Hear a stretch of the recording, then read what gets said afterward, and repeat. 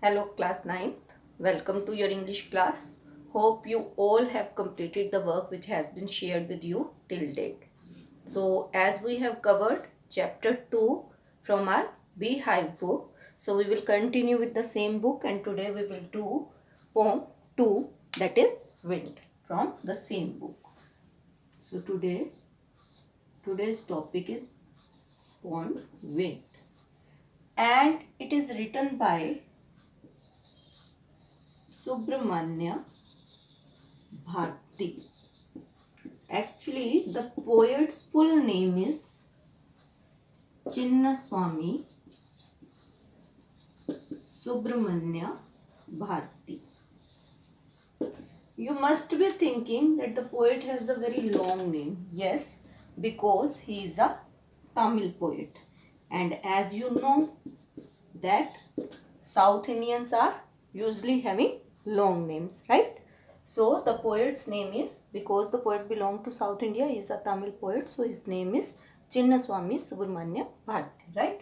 Actually, the Bharti is a title. Such was his poetic genius that he was awarded at a very small age, at a very young age of 11, with this title Bharti, and he is popularly known as Mahakavi Bharti, right? He is a social reformer. He was a social reformer as well and very famous for his patriotism in pre-independence era, right? So the poem, because he is a Tamil poet, he has written this poem, so definitely the poem originally written in Tamil language, right? The version which we are going to read today is its translated version.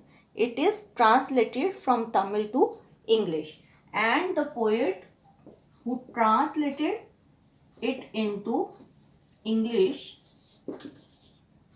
Ramanujan, A.K. Ramanujan. So the poem is translated by poet A.K. Ramanujan. He is also a famous Kannada and English poet, and he is famous for his translation work only. He has translated many classical and modern poetry, right? Because he was very well known with the South Indian languages, so many classical and modern poetry of South Indian language he has translated into English, right? So now we will read the poem, but before we start reading the poem, let me give you a brief about the structure or the central idea of the poem, right? The poem is written in blank verse. What do I mean by blank verse? That it is not divided into stanzas, right? And it does not have any rhyme scheme, right? So the poem written in blank verse means the poem does not have any rhyme scheme, right? So, but it doesn't mean that the whole poem we are going to read in continuous. It is actually divided into segments. What do I mean by segments and why it is divided into segments? It is for the ease of comprehension, right? So that it would be easy for the readers to understand the poem, right? The main idea of the poem. So it is divided into segments. Actually, the poet draws a living picture. He has drawn a living picture of the wind. He has described it as the destroyer as well as the creator, right? So wind actually make fun of weaklings. Weakling means weak persons, weak things, right? So the poet has described it as the destroyer as well as creator. For the weak persons, it is the destroyer. It destroyed all the weak things, weak persons, right? And it makes fun of those weak persons. But for the strong ones, it is a kind of friend. It is friend with the strong ones, right? So the poet advises the weak to be strong enough, right? To be strong enough to face the wind, right? And fight back.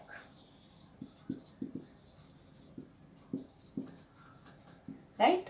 So actually the poet, wind is a symbol. He symbolizes wind as the difficulties, or we can say problems, obstacles or adversities of our life which human have to face to survive. So this is the main idea. Now how beautifully he has conveyed this idea through this poem that we are going to read. So here's our poem. Wind, come softly. Don't break the shutters of the windows. Don't scatter the papers. Don't throw down the books on the shelf.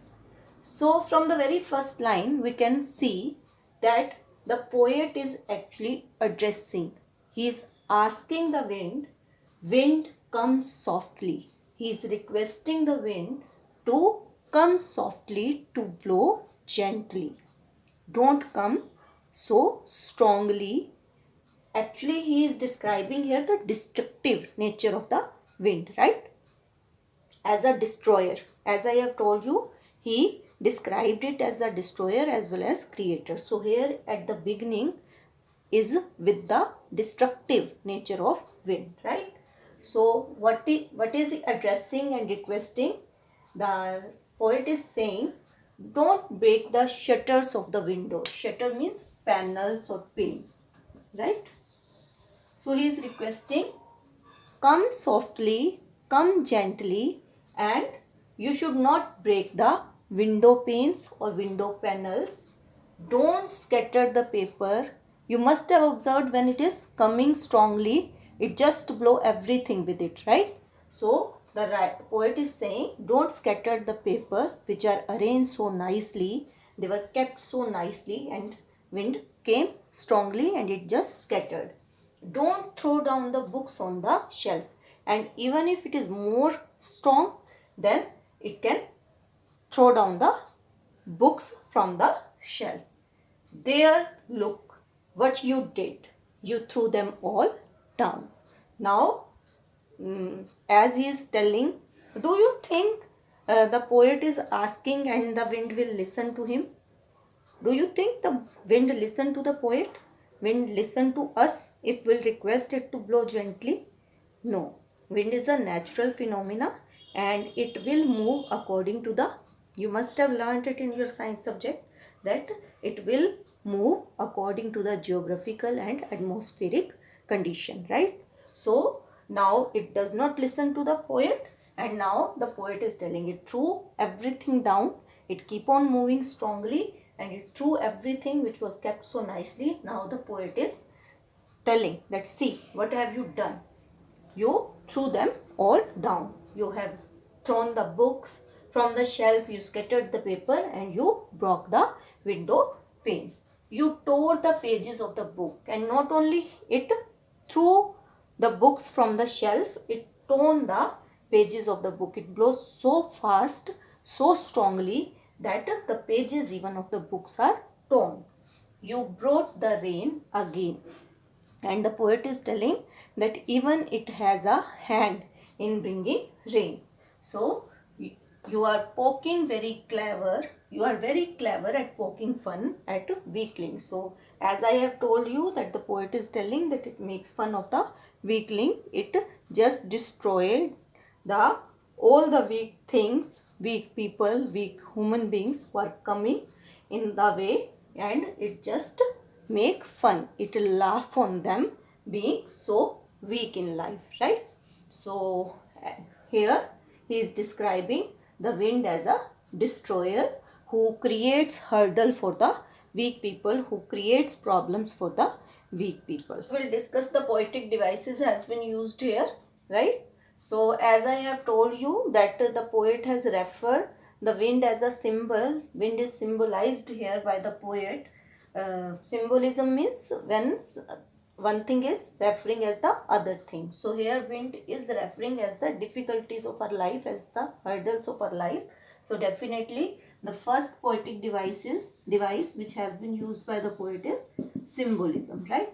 And here we can see that the poet is referring the wind as you, right? He is addressing the wind as you, means he is addressing it as a living being, right?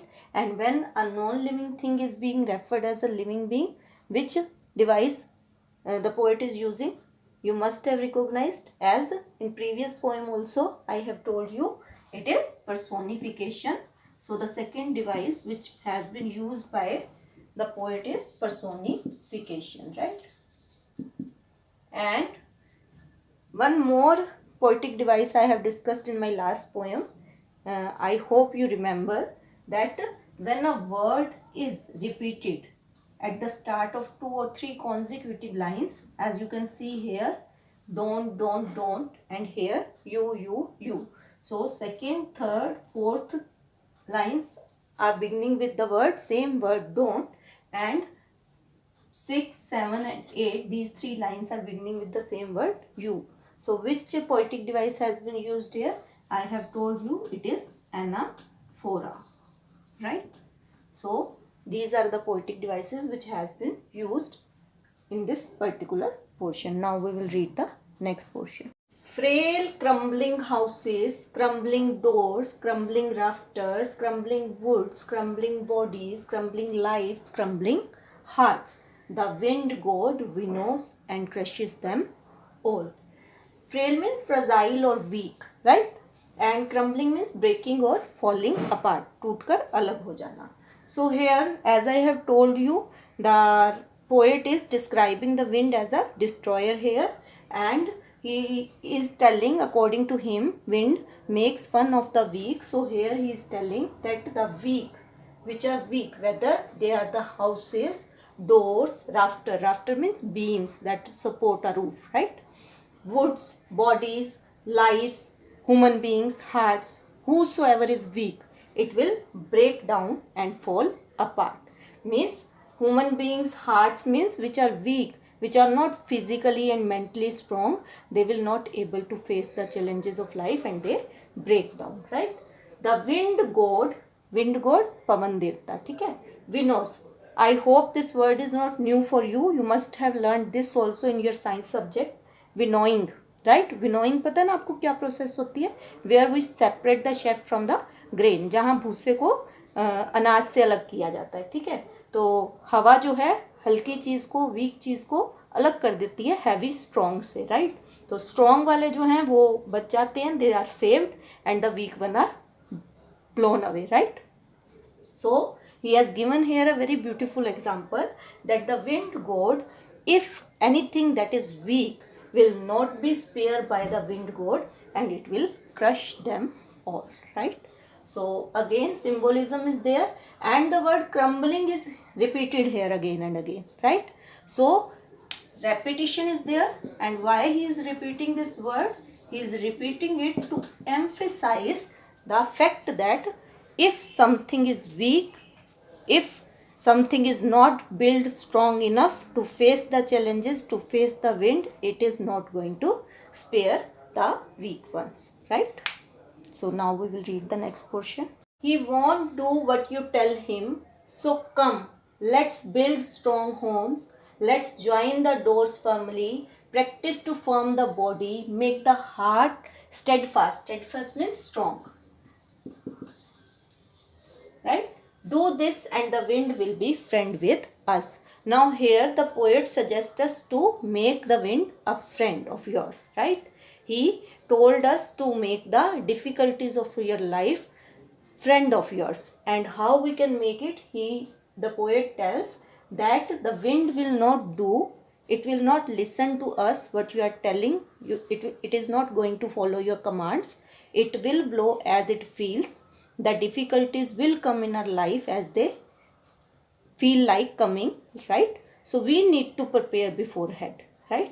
So what we are supposed to do, we have to build strong homes so that they can bear the strong wind. We need to close the doors strongly, firmly. We need to prepare our body and mind and heart to face all the difficulties that will come in our life, and then only the wind will be quite friendly. If we have a strong body, strong mind, if we are strong enough to face the adversities of our life, then only the wind will be quite friendly to us. So here the poet is telling that the wind will be like a friend to the person who possesses strong body and strong mind, right? So we need to be, in spite of complaining about the problems, we need to be strong enough to face those problems. Then only we can face them. Otherwise, weak persons, weak bodies, weak people, weak animals, weak things will break down in all those. They are not having the capacity to face all these adversity, all these difficulties, right? So again, wind is symbolized, right, as difficulties, and it is personified by using the pronouns like he, him, and here one more is there when the consonants have been repeated. And what poetic device is this? This is alliteration, right? The wind blows out weak fires, he makes strong fires roars and flourish. His friendship is good, we praise him every day, right? So as the poet told us in the previous lines that the weak will not be spared, so here he is actually stating an example from daily life to prove it, that the wind blow out the weak fires, right? Weak fires like matchstick, candle, ठीक है, ये सब weak fires के example. If you blow, they will put off, the fire will put off, their existence is gone. But at the same time it provide help to be stronger to the strong fires, right? If you'll take the example of the forest fire, वहाँ क्या है? In that case the wind is helping the fire to spread to the larger area, right? So the same thing is with us. The poet is telling us that the problems are actually coming in our life to help us to be strong and better, right? So actually these last 4 lines carry the main message of the poem, that the stronger became more stronger and they flourish. They became victorious in the face of difficulties, in the face of adversities, right? So we also need to make ourselves strong enough like the strong fire, and we must grow like this strong fire in the violent wind, right? So then only we will prosper in our in the phase of difficulties, right? And he is telling that actually the difficulties, the problems are like the friends. They are coming in our life to teach us how to face them. Then only we will get the if we learn how to face them, once we know how to stand strong against them, definitely we are going to succeed in our life. So this was our poem. I hope you understand. Textual question will be shared with you, right? So read your text, go through the video lesson. I will meet you in my next class. Bye bye.